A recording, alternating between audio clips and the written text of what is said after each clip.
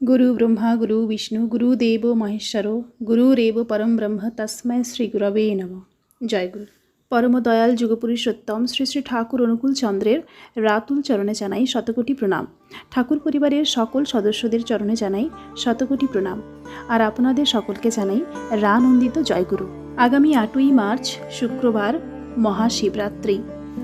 দেবতাদেরও দেবতা বলে আমরা যাকে জানি তিনি হচ্ছেন মহাদেব শিব।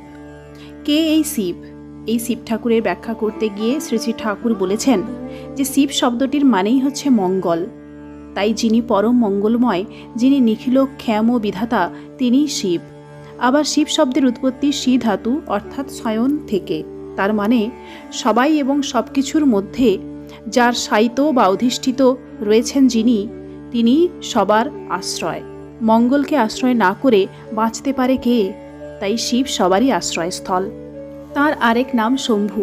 সম মানে কল্যাণ এবং ভূধাতু মানে হওয়া। কল্যাণরূপী হয়ে আছেন বা মূর্ত কল্যাণ, তিনিই শম্ভু। কিভাবে প্রাণীগণের কল্যাণ করতে হয় তা তাঁর আচরণে নিয়ত প্রকাশিত। আবার এই কল্যাণ করার পথে অনেক রকম বাধাবিঘ্ন এসে হাজির হয়, বহু ঘাত প্রতিঘাত আসে। কারণ শ্রেয়াংসী বহু বিঘ্নানি, শুভ কাজে শতেক বাধা। সেই সব বিরুদ্ধ শক্তিকে জয় করে শিব ব্যক্তিত্ব যিনি, তিনি তার উদ্দেশ্য সাধন করেন। সংসারের বিভিন্ন টানাপোড়েনের মধ্য দিয়ে যে হলাহল ওঠে তা তিনি নিজে গ্রহণ করেন। জগৎকে রাখেন বিষমুক্ত, তাই তিনি নীলকণ্ঠ। তিনি চান জীবের কল্যাণ, অমঙ্গলের বিষে যেন কেউ জর্জরিত না হয়, এই তার লক্ষ্য। এই পৃথিবীতে শিবময় ব্যক্তিত্ব নিয়ে যে পুরুষ যখনই আবির্ভূত হন তার চরিত্র এমনতরই হয়। তাই তো তিনি ভূতনাথ, ভূতেশ, ভূতভাবন। ভূত বলতে আমরা কতকগুলি উদ্ভট চেহারার মনুষ্যতুল্য প্রাণীর কথা বুঝি, তা নয়। ভূত মানে যা কিছু হইয়াছে, অর্থাৎ স্থাবর জঙ্গম যা কিছু। প্রাণীকুল কিভাবে সুস্থ থাকে, ভালো থাকে, তাই করে চলেন মহাদেব। তাই তিনি ভূতনাথ, সবারই প্রাণের দেবতা। ভূত নিয়েই তার চলাফেরা। সর্বক্ষণের জন্য মহাদেবের কাছে আছে দুটি অনুচর, নন্দী এবং ভৃঙ্গী। তারা কারা? তারা দুটি শক্তি। নন্দী শব্দের উৎপত্তি নন্দধাতু থেকে, মানে আনন্দ, আর ভৃঙ্গী এসেছে ভ্রী ধাতু থেকে, মানে ভরণ, ভরণ পোষণ ও ধারণ করা। মহাশক্তিশালী মহাদেব যিনি, তার মধ্যে এই দুটি শক্তি স্বতঃস্ফূর্ত। তার সান্নিধ্যে যে মানুষ নিরাবিল আনন্দ লাভ করে, দুঃখ কষ্ট জয় করার শক্তি লাভ করে, এই হলো নন্দী শক্তি। সাথে সাথে পায় প্রেরণা। তার বৈশিষ্ট্য অনুপাতিক পরিপোষণ, বিচ্ছিন্নতাবাদ ও তমভাবকে জয় করার শক্তি লাভ করে। অপর কথায় বলা যায়, মানুষের মধ্যে বেড়ে ওঠা সহ্য, ধৈর্য ও অধ্যবসায়ের গুণরাজি। এই হলো ভৃঙ্গী শক্তির ক্রিয়া। সংসারের সমাজে চলতে হলেই মানুষের এই সব গুণ থাকা একান্ত প্রয়োজন, নতুবা সাফল্যের সঙ্গে চলা যায় না। আর ইষ্টানুগ কর্ম, জ্ঞান ও ভক্তির অনুশীলনের ভিতর দিয়ে যিনি যত বড় দ্যুতিমান চরিত্রের অধিকারী হয়ে উঠেছেন, তিনি ততখানি এইসব বিশেষ গুণে সহজভাবে অভিষিক্ত। আমরা বইতে পড়ি বা নাটক আদিতে দেখি যে নন্দী ভৃঙ্গীর কাজ হলো শিবের কাছে বসে সিদ্ধি ঘোঁটা।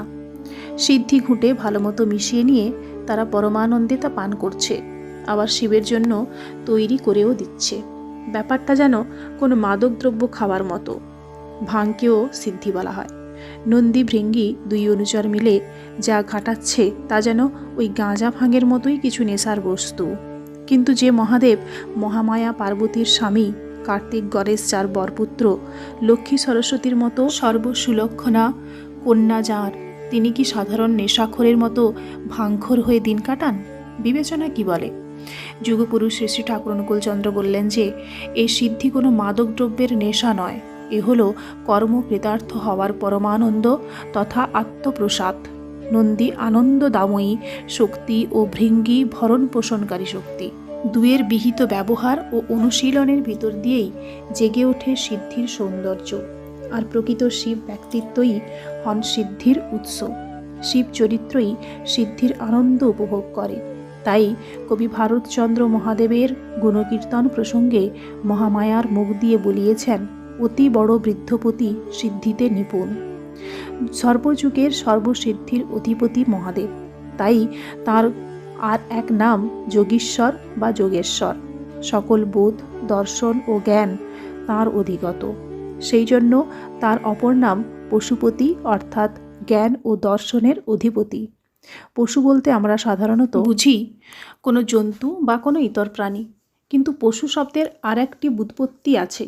দর্শনার্থক পশ ধাতু থেকে, অর্থাৎ সবিশেষভাবে যিনি সব কিছু দর্শন ও বোধ করতে পারেন তিনিই পশু। দ্রষ্টব্য কুলার্ণব মহানির্বাণ তত্ত্ব।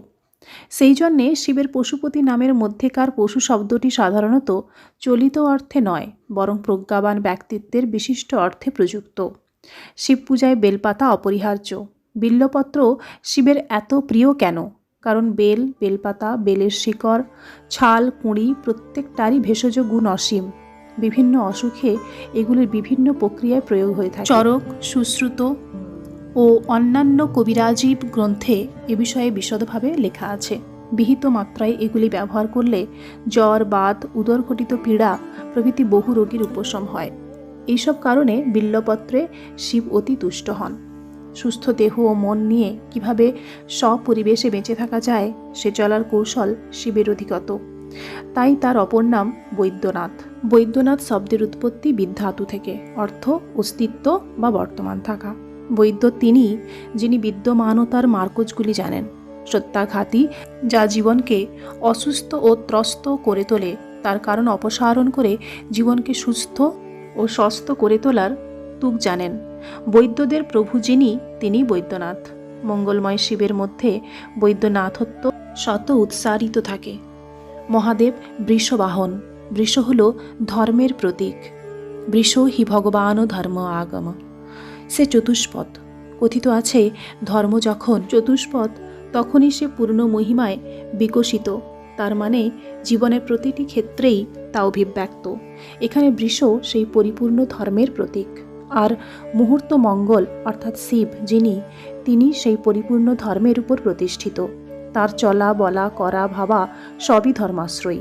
মহাদেবের গাত্রবর্ণ রজতগিরিনিভ, অর্থাৎ রূপালী পর্বতের ন্যায় শুভ্রবর্ণ। সাদা কেন? সাদা হলো সমস্ত রঙের সমাহার।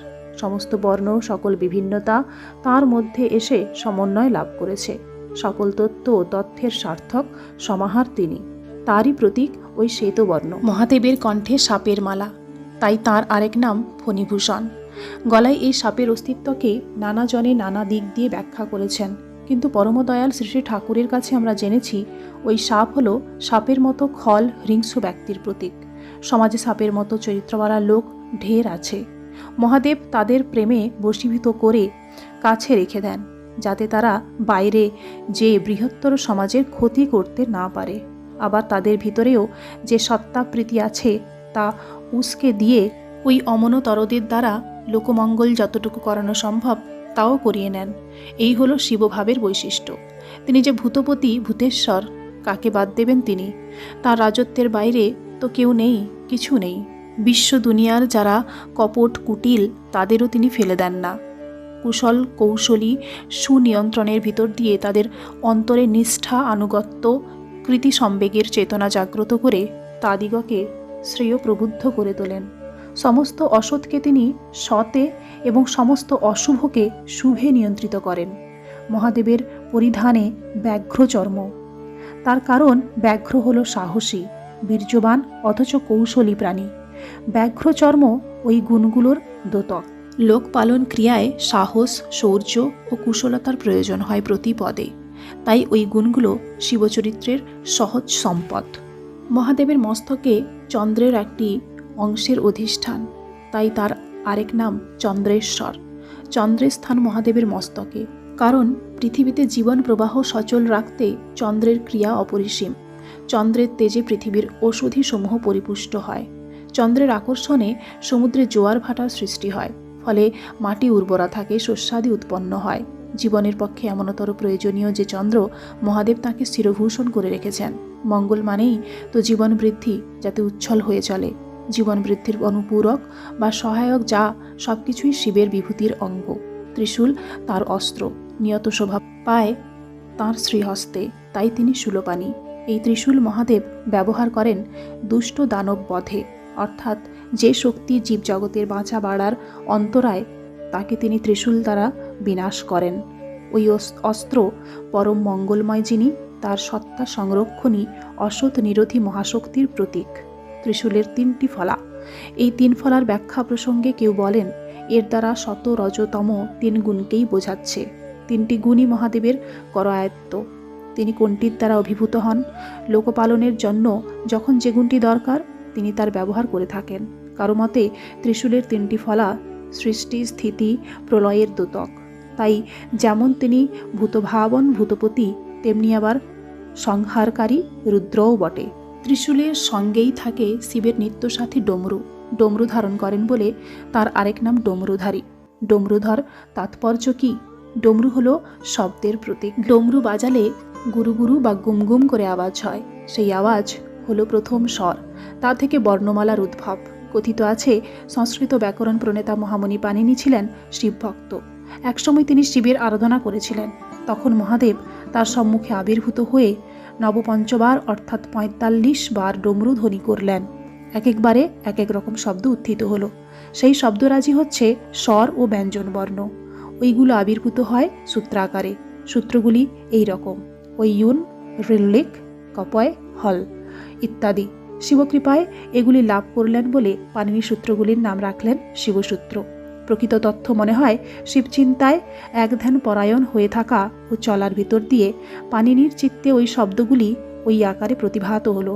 যেমন সুদীর্ঘকাল যাবৎ অচ্যুত সুকেন্দ্রিক অনুশীলন ও গবেষণার ভিতর দিয়ে কোনো বৈজ্ঞানিক আবিষ্কার করেন, তারপর সেগুলি সঙ্গতি সহকারে বিন্যস্ত করে তিনি রচনা করলেন তার মৌলিক গ্রন্থ অষ্টাধ্যায়ী। শিব পঞ্চবক্ত্র, অর্থাৎ তাঁর 5টি মুখ। কথিত আছে বিষ্ণুর মহিমা গান করার জন্য শিবের নাকি 5টি মুখ হয়েছিল। আমরা কথায় বলে থাকি অমুক একেবারে 5 মুখে অমুকের প্রশংসা করছে। তার মানে প্রশংসা করে শেষ করতে পারছে না এবং প্রশংসা করতে পেরে নিজে খুবই খুশি। এমন ক্ষেত্রেই ওই রকম 5 মুখে কথা বলার বিশিষ্ট বাগধারা প্রচলিত আছে। শিবের পঞ্চমুখ। পঞ্চমুখে অর্থাৎ প্রাণের সমস্ত ব্যাকুলতা নিয়ে তিনি পরম পিতার কথা বলে থাকেন। তিনি 3 নেত্র, অর্থাৎ তার 3টি চোখ। 2টি চোখ যথাস্থানে আর 1টি চোখ 2 ভ্রুর মাঝখানে। কিন্তু সত্যিই তো কপালের উপরে কারো চোখ থাকে না। এটা হলো আজ্ঞাচক্র বা প্রজ্ঞা নেত্র। সন্ত সাধকরা যাকে বলেন দ্বিদল বা তেসরা তিল। এখানে ইষ্টমূর্তি ধ্যান করতে হয়। নিরন্তর সুকেন্দ্রিক ধ্যান ও তৎপরিপোষণী চলনের ফলে আজ্ঞাচক্রে ইষ্টের ভাব স্থায়ী আসন লাভ করে। জ্ঞানচক্ষুর উন্মীলন হয়। যার এমন্তর হয় ভূত ভবিষ্যৎ বর্তমান তার নখদর্পণে থাকে। বিষয় ও ব্যাপারের কার্যকারণ তার অধিগত। চৈতন্য তার উৎস অভিশ্রোতা হয়ে ওঠে। ভুল পদক্ষেপ তার আর হয় না। প্রবৃত্তি তাকে অভিভূত করতে পারে না। অসৎকে বিনায়িত করে জীবজগতের মঙ্গল সাধনও তার সহজসাধ্য হয়ে ওঠে। যিনি নিরন্তর ইষ্ট স্বার্থ প্রতিষ্ঠায় তৎপর, অতন্দ্র চিত্তে ইষ্ট ধ্যান ও কর্মে নিরবিচ্ছিন্নভাবে এগিয়ে চলেন, তাঁরই উন্মিলিত হয় এই 3য় নয়ন। কথিত আছে শিবের 3য় নয়ন থেকে ক্রোধ বহ্নি নির্গত হয়ে মদনকে অর্থাৎ কামদেবকে বশীভূত করেছিল। কিন্তু প্রকৃত প্রস্তাবে শিবের কপালে কোনো চোখ নেই, আর সেই চোখ থেকে আগুনও ঠিকরে বেরোয়নি। আসল ব্যাপার হলো মদন মানে কামজ, মোহের আকর্ষণ। পার্বতী অপরূপ সাজে সেজে এসে নিজ রূপজ মোহের দ্বারা মহাযোগী মহাদেবের মন ভুলাতে চেয়েছিলেন। কিন্তু যিনি বৃত্তি অধীশ, আজ্ঞাচক্রে যার চিত্ত দৃঢ় নিবদ্ধ, তাকে কি কামনা দ্বারা অভিভূত করা যায়? মহাদেবের বোধি ও প্রজ্ঞা চিরজাগ্রত। তিনি দেখেই বুঝতে পেরেছিলেন পার্বতী কামনার ডালি সাজিয়ে এসেছেন তাকে বরণ করতে। তাই তিনি পার্বতীর ভাবকে প্রশ্রয় দিলেন না। এর ভিতর দিয়ে আরেক মহাসত্য উদ্ঘাটিত হলো। বিবাহের প্রধান ঘটক হবে শ্রদ্ধা। শ্রেষ্ঠকে বরণ করতে হয় শ্রদ্ধার ভূমিতে। তার পরিবর্তে যদি সেই বরণের ভূমি হয় আত্মসুখ উপভোগ, তার ফলে দাম্পত্য প্রেম কলুষিত হয়ে যায়। সেখানে সুসন্তানের আগমন সম্ভব হয় না। এই কারণেই মহাদেব পার্বতীকে প্রত্যাখ্যান করলেন। এই হলো 3য় নয়ন থেকে অগ্নি বিনির্গত হয়ে মদনকে ভস্মীভূত করা। পরে পার্বতী কিভাবে মহাদেবের মনের মতো করে নিজেকে গড়ে তুলেছিলেন এবং মহাদেবকে প্রতিরূপে লাভ করেছিলেন সে কাহিনী সবারই জানা আছে। এ থেকে আমরা এই শিক্ষা পাই যে 3য় নয়ন যার সদা জাগ্রত, মন যার আজ্ঞাচক্রে সদা নিবদ্ধ, প্রবৃত্তির কোনো মোহ তাকে কখনো আচ্ছন্ন করতে পারে না। সে প্রবৃত্তিকে প্রবৃত্তি বলে চিনতে পারে, তাই তাকে কখনো দুঃখের কবলে পড়তে হয় না। সে নিজেও আনন্দে থাকে এবং অপরকেও আনন্দে বিলাতে পারে। তো এই হলো মহাযোগী যোগেশ্বর শিবের ব্যাখ্যা শ্রী শ্রী ঠাকুর অনুকূল চন্দ্রের দৃষ্টিতে। দেবাদিদেব মহাদেব ও পরমপিতা অনুকূল চন্দ্র ঠাকুর আপনাদের সকলের মঙ্গল করুন, এই কামনাই করি। বন্দেই পুরুষোত্তমম। জয় গুরু।